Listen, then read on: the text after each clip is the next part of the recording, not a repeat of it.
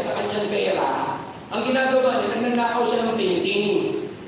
No? Parang for the sake of thrill. No, meron kang pera, lahat mabibili mo, so ayaw na niyang bilhin. So ang gagawin niya is, magnanakaw siya ng painting. Sa mga sa Louvre Museum sa amin sa Paris. Sa Paris. Okay, nagigets yung mga balik. So ganun siya, nagnanakaw siya. Tapos ito sa pelikula ito, namit na si Rene Russo. Parang na-falling lang sila sa isa't isa.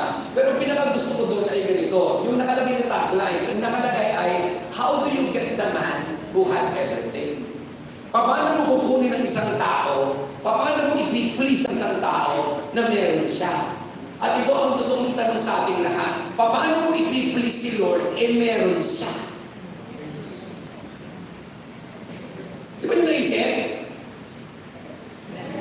Sample. Yung na ba, God doesn't need our praise. Pwede ko lang yun ha? God, ito, basagan ng mentality. God doesn't need our praise. Bakit? Before we began, before men, the angels are praising Him. So hindi niya kailangan ng papuri natin. Pero bakit kailangan tayo magpuri? We'll go to that. Oh, God doesn't need our tithes. Sabi ng Bible, I own the 1,000 cattle. I own the mountains. I own everything. Pero ang tanong, ba't na sinasabi sa atin, mag-tithes ka? Meron na pala siya. Bakit kinakailangan hinihingi? Pwede napansin nun? Oh, iba.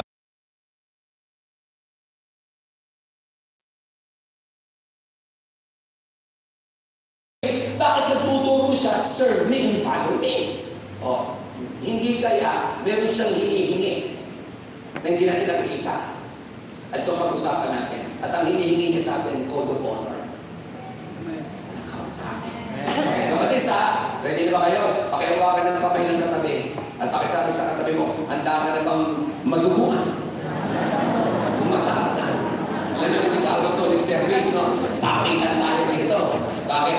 Iba na tayo Iba ka na Leader ka na Iba na panggalawan ng leader. Ang mga leader, mabilis mag-worship, responsive yan, mabilis kumilos, nakikinig yan, hindi yung tulog. Walang kausap. Nagigets nyo? Pakitanong nga yung katabi mong leader daw, ha? Pakisabi mo, leader ka ba talaga, pare? Look at this, ha? Ito, I have found out that God doesn't need anything from us. Pero I have found out, but He wants something from us. Ha? Walang kailangan ang Diyos sa atin. Pero meron siyang hinihintay mula sa akin. Pera, hindi mo pwedeng bayaran ng Diyos. Gets nyo? Yung buhay mo hindi sapat para ipagpalit sa Diyos. Pero anong hinihingi niya?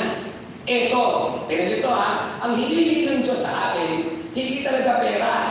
Bagamat bahagi ang pera na kanyang hinihingi. Pero ang hinihingi niya sa atin, honor. Walang kausap. Ano itong honor? Ilang beses ko na ituro yan sa iba, sa inyo. Probably, dumaan ako sa mga mentorings nyo. Tama? Yung honor sa Greek word ay tine. Na ibig sabihin, to value, to respect, highly esteem, to treat as precious or valuable. Pag sinabing honor God, bigyan mo ng respeto, ng value. Ibig sabihin, sabi nito, honor the Lord in praise. Ibig sabihin, pag praise and worship, hindi ka ulala. Amen.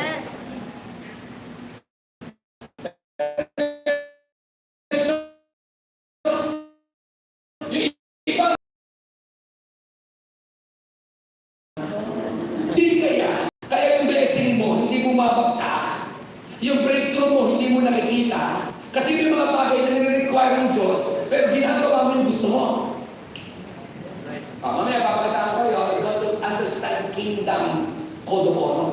Do you understand? So that you will understand. We are living now, not in the kingdom of this world, but our kingdom is in the kingdom of our Lord in Christ. Amen? We are on earth, but we are not of the earth. We are in this world, but we are not of the world. So dapat ang mga Kristiyano, hindi lang iba, kakaiba, at hindi lang kakaiba, angat sa iba. Kaya ang prayer natin, payamanin ka ng Diyos, pagpalain ka ng Diyos, paunlarin ka ng Diyos. Bakit? Pag maunlad ka na, mas magiging blessing ka na hindi kaya